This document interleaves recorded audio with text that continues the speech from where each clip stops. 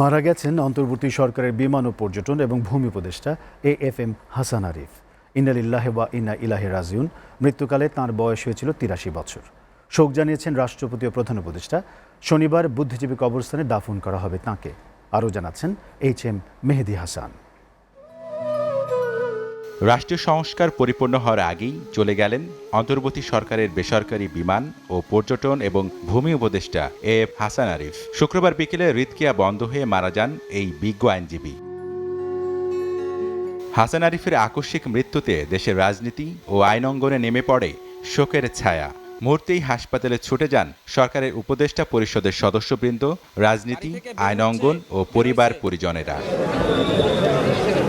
আর high court প্রাঙ্গণে ওনার দ্বিতীয় জানাজাটা হবে, তারপরে ওখানে মিরপুর বুদ্ধিজীবীতে দাফন করা হবে।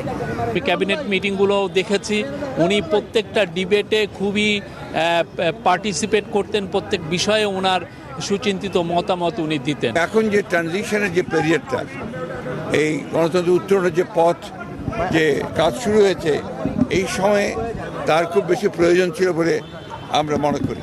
শুক্রবার এশার নামাজের পর ধানমন্ডির বায়তুল আমান মসজিদে অনুষ্ঠিত হয় মরহুমের প্রথম জানাজা। শনিবার সকাল 11টায় হাইকোর্ট প্রাঙ্গণে হবে দ্বিতীয় জানাজা। এরপর পরিবারের সিদ্ধান্তে সময় নির্ধারিত হলে মিরপুর বুদ্ধিজীবী কবরস্থানে তাকে দাফন করা হবে। HM মেহেদী হাসান, SATV, ঢাকা।